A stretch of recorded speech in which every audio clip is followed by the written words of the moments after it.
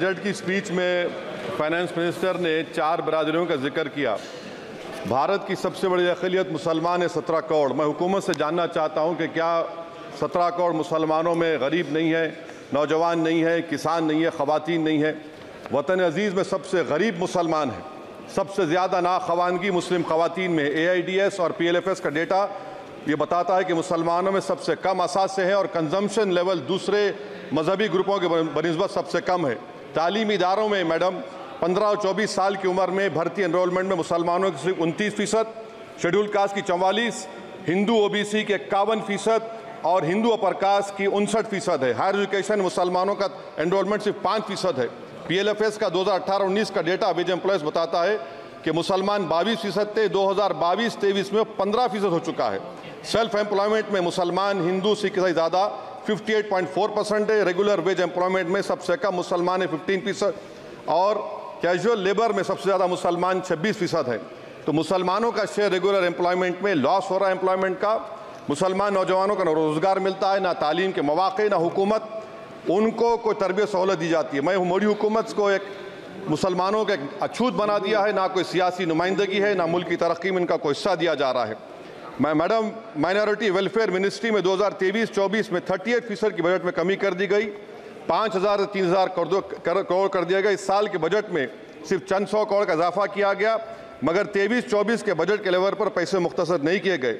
ये मोदी हुकूमत की बदनीयती और झूठा कमिटमेंट अक़लियतों के ताल्लुक से। तालीम के उस अक़लियती स्कॉलरशिप मैडम अक़लियतों के गरीब तलबा और तालिबात को जियाती रकम में कमी कर दी गई। 2019 में मोदी ने कहा था कि 1 करोड़ स्कॉलरशिप दिए जाएंगे, अब सिर्फ 58 लाख दिए जा रहे हैं। 47% अक़लियती एप्लीकेंट्स को हर साल स्कॉलरशिप से महरूम कर दिया जा रहा है। 10 साल से मैं कह रहा हूं कि डिमांड ड्रिवन करो। डिमांड ड्रिवन के लिए सिर्फ 3,000 करोड़ की जरूरत है, मगर ये हुकूमत सच्चाई को और ईमानदारी से काम नहीं कर रही है। 2007 और 8 से माइनॉरिटी स्कॉलरशिप का नंबर इजाफा नहीं हुआ है। Pre matric scholarship madam Kundu committee ने कहा कि मुसलमानों में drop out rate primary level पर होता है, तो हुकूमत ने 9th क्लास से प्री मैट्रिक स्कॉलरशिप पैसे दे रही है। NDMC की इक्विटी मैडम 800 करोड़ एक मजाक है। PMGAV के में 910 करोड़ दिए गए। सारी दुनिया जानती है कि जहां मुसलमान बसता है गांव में, शहर में, वो अंडर डेवलप एरिया है और आप मजाक करें ऊंट के मुंह में जीरा देकर। हज में 97 crore.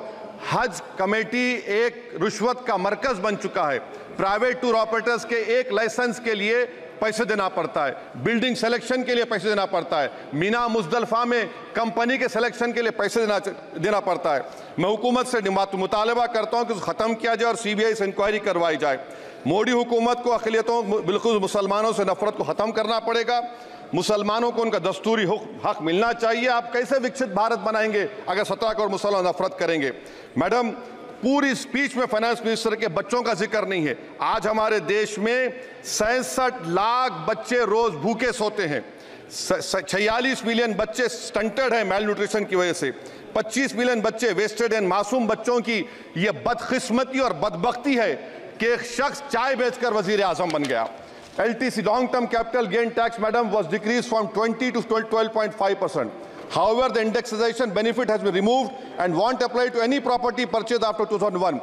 This will be detrimental to the growth of real estate, limit household capital formation and impact employment generation and construction sector. This change in LTCG is a quasi-wealth tax on household, particularly the middle class. Internship programme madam 5 साल में आप 1 करोड़ लोगों को intern कराएंगे, यानी एक company को 4,000 लोगों को ट्रेन करना पड़ेगा। मुझे बताइए क्या ये बड़ी कंपनी का माने क्या है? It is unachievable. Will it be based on market cap, revenue, employ size? Maybe prime minister Modi is saying to Agniveer to do internship after 4 years of service in armed forces. Madam, 21 billion people have given up all hope and stopped looking for jobs. This brings down to 9% eligible population that is either employed or they're looking for jobs. Maybe finance minister can introduce a Berozgar tax and tax unemployed as well. No significant increase for social welfare, healthcare. It looks like Prime Minister Modi is saying, देश की middle class की संपत्ति पर पहला हक हमारे alliance का है. In real terms, when adjusted to inflation, the allocation of health ABPMJ has declined. Modi is saying he said heal in India during G20. The reality is India is hurting. Madam, this government wants to increase FDI from China. Is the Prime Minister not concerned that our armed forces cannot patrol 26 patrolling point out of 65 in Ladakh? Maybe the Prime Minister wants the Chinese monopoly Indian markets. Import from China have crossed 101 billion 2024. Prime Minister Modi says Khelo India, but in reality the budget has shown that Modi government policy is Jhelo India. गरीब, middle class, farming, city dwellers, men and women, सब मोदी को झेल रहे हैं. Madam, in the current financial year, in February 5th, 15,993 MSMEs have been closed. Total MSCs closed have 35,680. Andhra Pradesh bifurcation. This parliament passed a law. For last 10 years, Modi government has shown their intellectual dishonesty in not giving ITR, IIM, Bayaram Steel Factory, Railway ko Khazipet, recognition of Palmaru as National Irrigation Project. This shows intellectual dishonesty of this government. Madam, I end my speech by quoting a famous poet, and I'm amending certain verses. 133 crore इंसानों, जिंदगी से बेगानों, सिर्फ हुक्मरानों ने हक तुम्हारा छीना है. खाक ऐसे जीने पर ये भी कोई जीना है. बेशऊर भी तुमको बेशऊर कहते हैं. सोचता हो ये नादान कैसे हवा में रहते हैं. 133 करोड़ इंसानों, कब तक ये खामोशी? चलते फिरते जिंदानों, गरीब खवातीन, नौजवानों, किसानों से रोने की सदाएं आती हैं. जब शबाब पर आकर खेत लहलाता है, किसके नयन रोते हैं, कौन मुस्कुराता है? काश तुम भी समझो, काश तुम भी जानो किस कदर भयानक है जुल्म का ये ढब. देखो रख्स से आतिश व आहन देखते ही जाओगे, होश में ना होगे. और अनएम्प्लॉयमेंट पर अभी बोला गया नौकरियां दे रहे हैं, तो शायर ने इनके बारे में अच्छा कहा कि फूल शाखों पर खिलने लगे तुम कहो, जाम जिंदों को मिलने लगे तुम कहो, चाक सीनों के सिलने लगे तुम कहो. इस खुली झूठ को, जहन की लूट को मैं नहीं मानता, मैं नहीं जानता. शुक्रिया मैडम.